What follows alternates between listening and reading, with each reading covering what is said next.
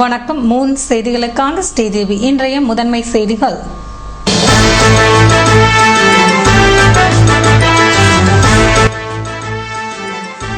தரமற்ற அரிசி விநியோகத்தால் மக்கள் கொந்தளிப்பு. வானரப்பேட்டை ரேஷன் கடையை பூட்டி எம்எல்ஏ தலைமையில் போராட்டம்.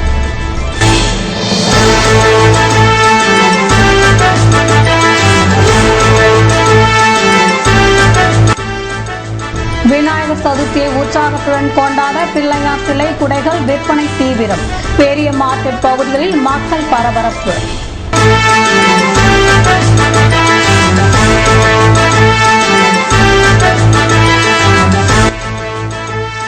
வில்லியனூர் விவேகானந்தா அரசு பள்ளியில் சாலை விதிகள் மற்றும் பாதுகாப்பு கருத்தரங்கு.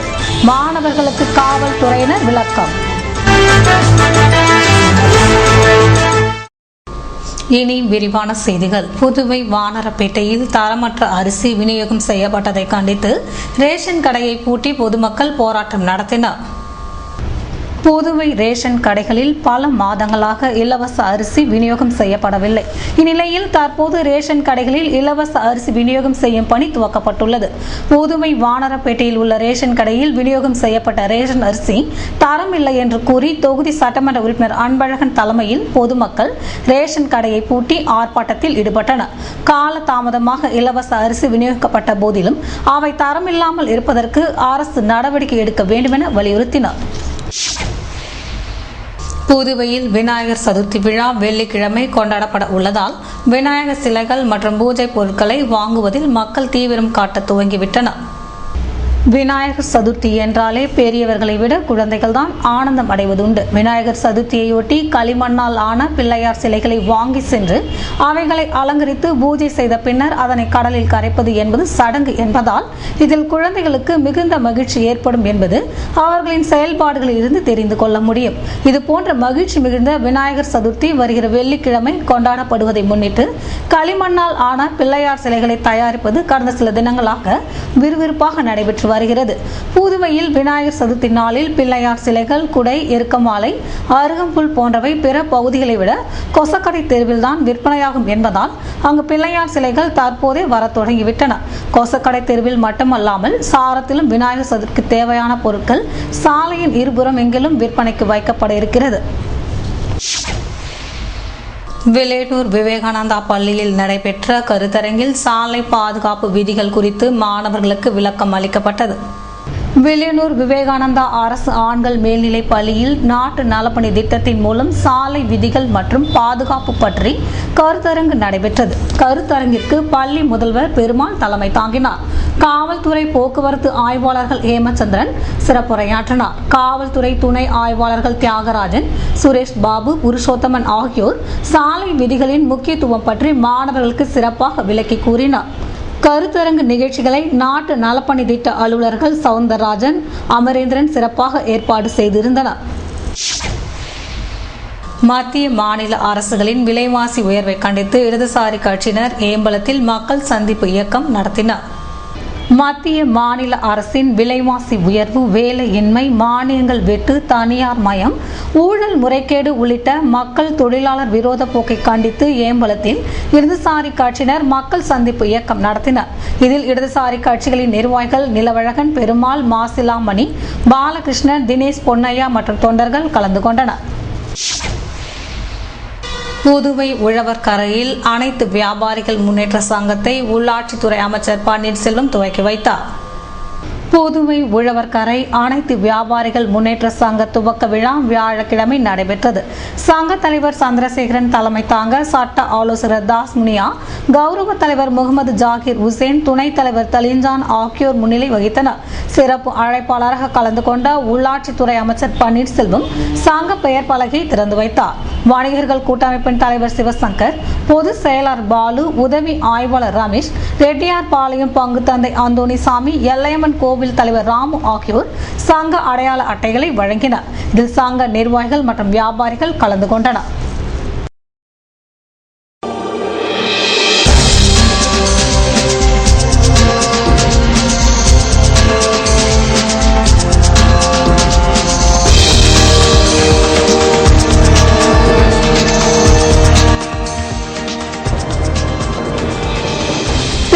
திருவள்ளுவர் பெண்கள் பள்ளியில் முப்பெரும் விழா. பொது தேர்வில் அதிக மதிப்பெண்கள் பெற்ற மாணவிகளுக்கு அறக்கட்டளை சார்பில் பரிசளிப்பு.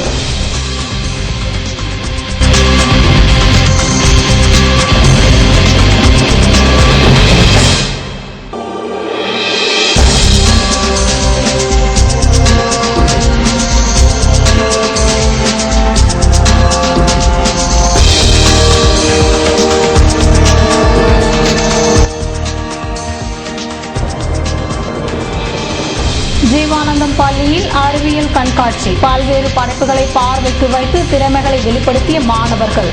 விவரம் விளம்பர இடைவெளிக்கு பிறகு.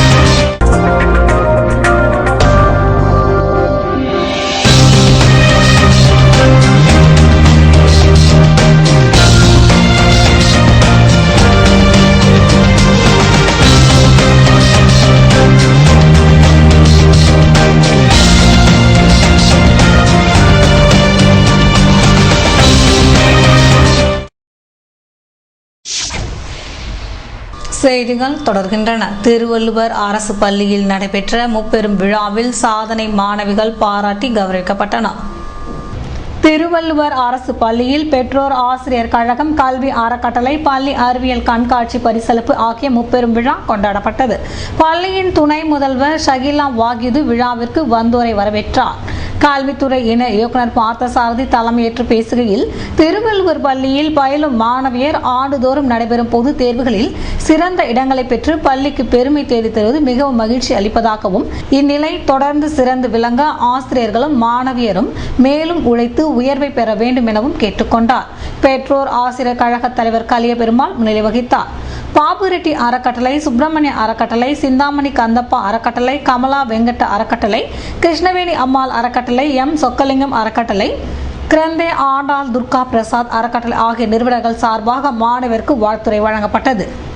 புதுச்சேரி சட்டமன்ற உறுப்பினர் அரசு கொறடா நேரு விழாவில் பங்கேற்று கடந்த கல்வியாண்டில் மேல்நிலை மற்றும் 10ஆம் வகுப்பு பொதுத் தேர்வுகளில் முதல் 2 இடங்களை பெற்றவர்களுக்கு பல்வேறு கல்வி அறக்கட்டளை சார்பாகவும், 9 மற்றும் 11ஆம் வகுப்புகளில் முதல் 2 இடங்களை பெற்றவர்களுக்கு பெற்றோர் ஆசிரியர் கழகம் சார்பாகவும் பரிசுகளை வழங்கினார்.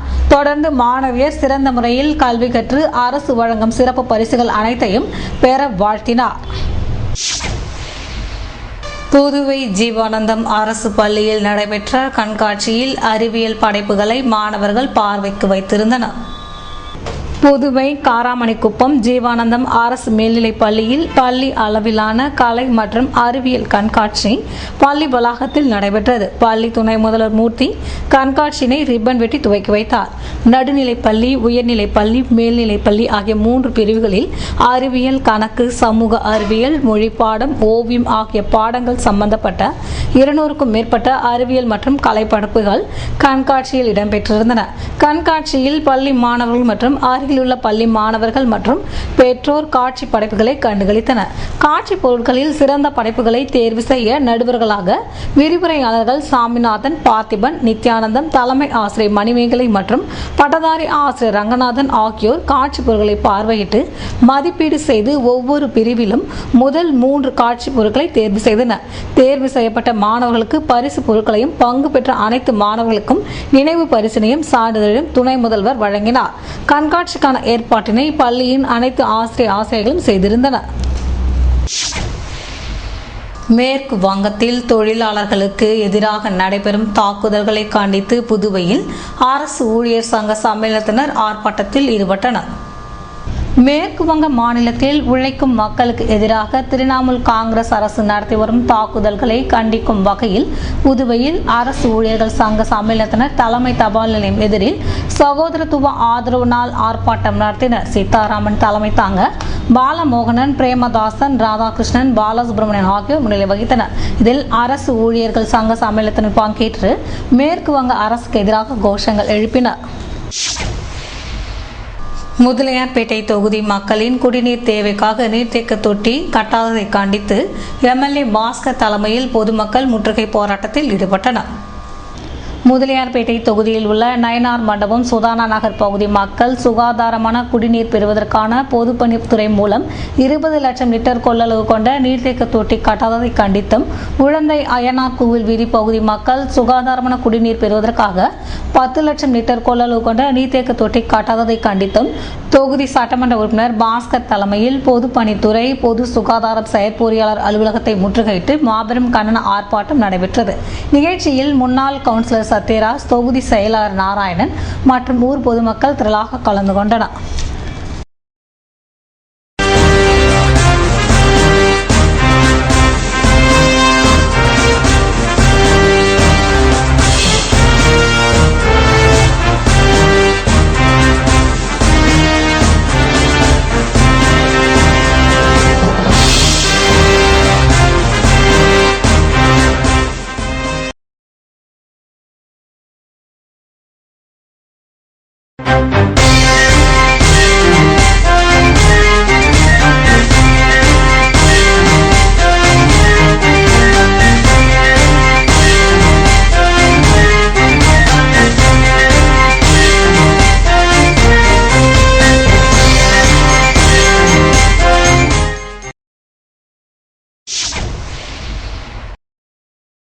இன்றைய தங்கம் வெள்ளி விலை விபரம் வழங்குவோர் ஏவிஆர் ஸ்வர்ண மஹாலின் நவீன மங்கையின் நவநாகரிக நகைகள்.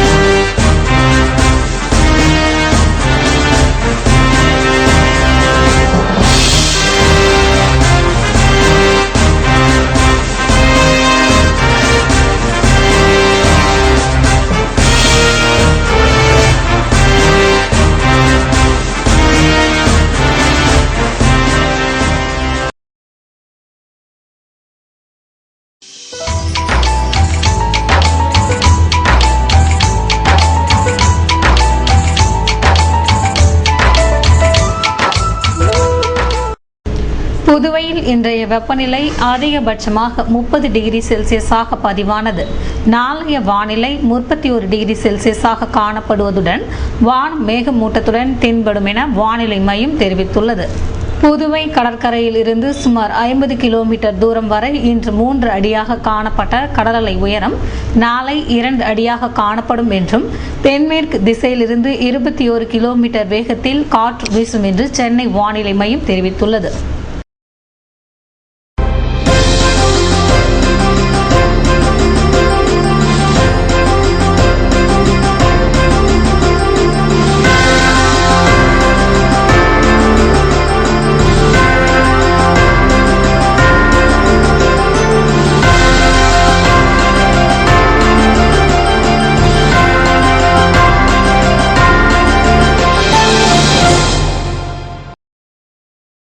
மீண்டும் இன்றைய முதன்மை செய்திகள்.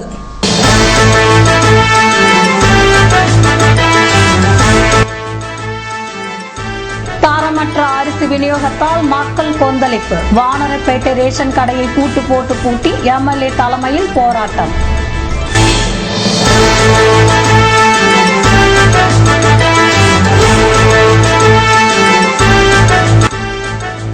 விநாயகர் சதுர்த்தியை உற்சாகத்துடன் கொண்டாட பிள்ளையார் சிலை, குடைகள் விற்பனை தீவிரம். பெரிய மார்க்கெட் பகுதிகளில் மக்கள் பரபரப்பு.